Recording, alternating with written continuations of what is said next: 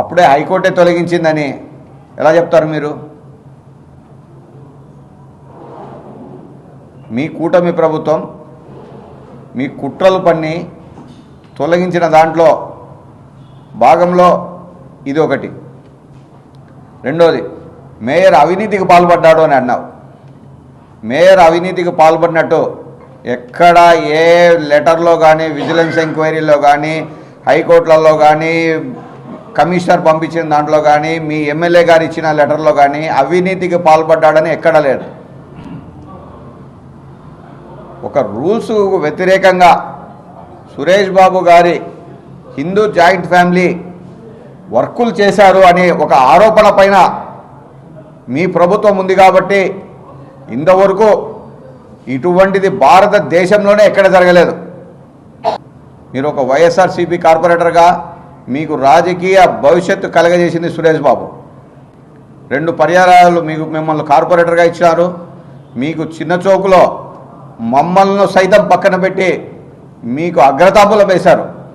మీ 8 మందిలో ఒక 4-5 ఇప్పుడు జంప్ అయిన 8 మంది కార్పొరేటర్లలో ఒక 4-5 కార్పొరేటర్లకు మేయర్ సురేష్ బాబు గారు అయితేమి, అంజాద్ బాషా గారు అయితేమి మిమ్మల్ని అగ్రతాంబూలం వేసి మిమ్మల్ని ముందుండి నడిపించారు. యాక్చువల్గా ఈరోజు ప్రెస్ మీట్ పెట్టాల్సింది మీ మీద కాదు, వాళ్ళ మీద పెట్టాలి. మేము ఎందుకు వాళ్ళనంత డెవలప్ చేసినావు, ఎందుకు వాళ్ళనంత ఇంపార్టెన్స్ ఇచ్చినామని ఈరోజు ప్రెస్ మీట్ పెట్టాల్సింది. అయితే మిమ్మల్ని క్వశ్చన్ చేసే ఇది కూడా మేము వాళ్ళని క్వశ్చన్ చేయాలా. అటువంటి పరిస్థితుల నుండి మీరు ఈరోజు బయటికి వచ్చి మీ స్వలాభం కోసము, మీ వ్యాపారాల కోసము మీరు వెళ్ళి పార్టీలు మారి లబ్ధి పొందుతున్నారు. పొందండి, తప్పులేదు. అది రాజకీయ చదరంగంలో భాగంగా మీరు వెళ్ళండి. ఒక్క మేయర్ గారిని విమర్శించడం అనేది అత్యంత దారుణమైన విషయం. కొద్దిగా టెక్నికల్ ప్రాబ్లం, పెద్ద ఇన్ని వర్కులు చేసినాం. స్కాచ్ అవార్డు తీసుకొని వచ్చాడు కమిషనర్ ఢిల్లీకి పోయి. తెలియదు అది మీకు? అది మీ ఇప్పుడు ఇచ్చింది బీజేపీ గవర్నమెంటే కదా, సెంట్రల్ గవర్నమెంట్ ఇచ్చింది.